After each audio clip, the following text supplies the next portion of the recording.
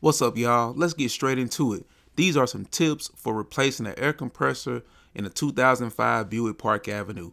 All right, number one, remove the bottom inner tire well skirt to get to the front of the compressor. It looks like it's Phillips head. Trust me, it's a lot easier. Just remove that skirting, and you can get your extended socket ratchet, and just remove those few bolts down there at the bottom.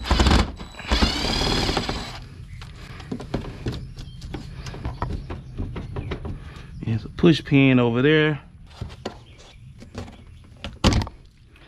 Oh, there's one out. It's all the way up under here. Uh-oh. This one flew out.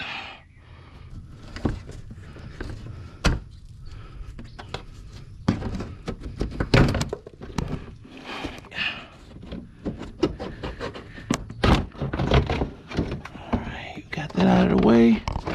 Oh, it's right there. You gotta take the belt off. How we gonna do that? We're gonna relieve some tension off the tensioner right here. I'm using a 16mm. All we gotta do is loosen that tension. Just remove that belt off of that compressor. And there it is. All right, we're about to get ready to remove this AC compressor. As you can see, we got 3 nuts holding it onto the AC bracket with the studs. And we also got 1 bolt in the back connecting to this AC bracket. Then we got an electrical connection up front that we got to remove. And then we can get to the main AC lines that's connected in the back. There's also another bolt with a bracket holding on the electrical connection wire, so like a wire loom, and we just got to remove that, and then this AC compressor slides right out. And you should already have your Freon drained out too, by the way. You know, I mean your refrigerant R134A, 13mm on these nuts.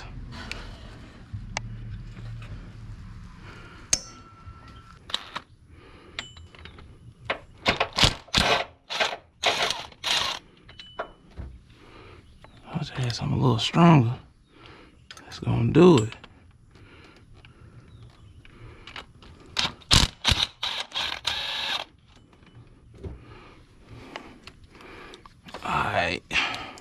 All right.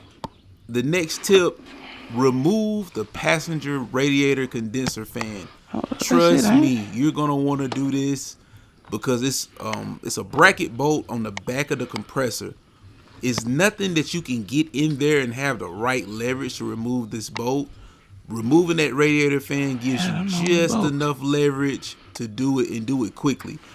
It took me about 45 minutes before I realized that you could take out one of the fans and not both. And once I done that, man, the project just kept moving along really fast. There's no way to show it on camera, so you have to bear with me.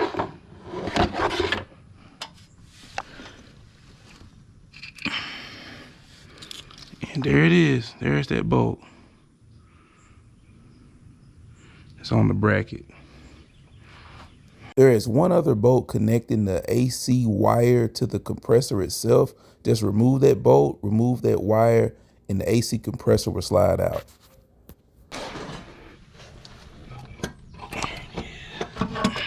A little finesse.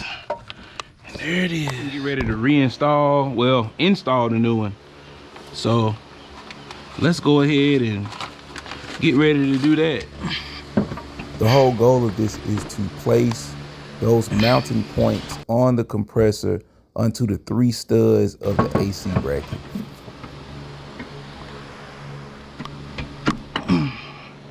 Bam. Just like that. And right here, what I'm doing is reinstalling those nuts on those studs. It's 3 of them. It's 2 at the bottom that you have to get to right here, and it's 1 up top. So I'll do the bracket under here first. 15mm.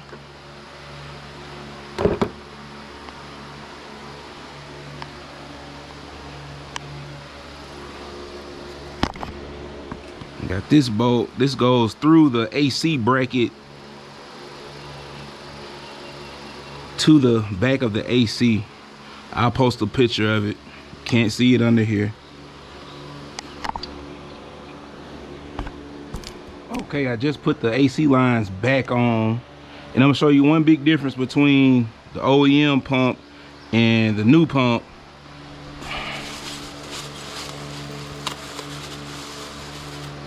I had to go to the hardware store and get me a bolt. I think it was a M10 by 1.5. I think that's what it was. But on the OEM pump, it has a stud coming out right here for those lines, so you can tighten that nut down. But on the new one, it doesn't have one, so I had to get a bolt to go down, and you have to screw that down. Yep. Now I put the torque specs on the screen. Buy new seals for your AC lines. It kind of goes without question, but you can't forget to buy them, and then you'll get to contemplating, should I just reuse the old seals? The answer is no. Don't use the old seals. Dorman had some at the auto parts store. I had to go to the box store and get them. They wasn't that much though. They wasn't but like $5. No.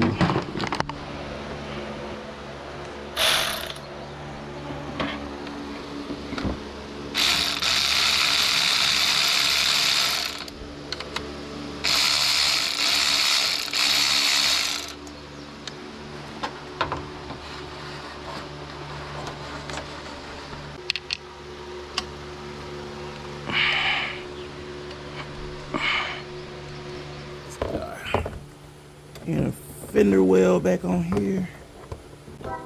I got one more tip.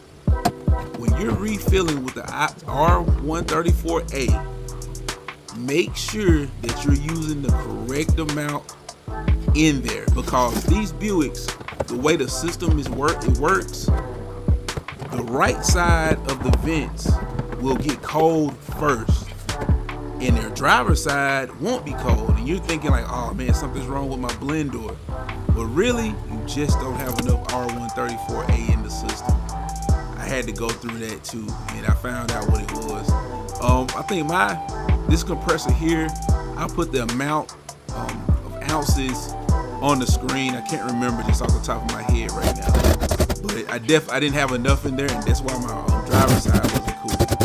But if you follow these tips, these tricks, man, you will have a successful AC compressor replacement. And this is how I do it. I'm out.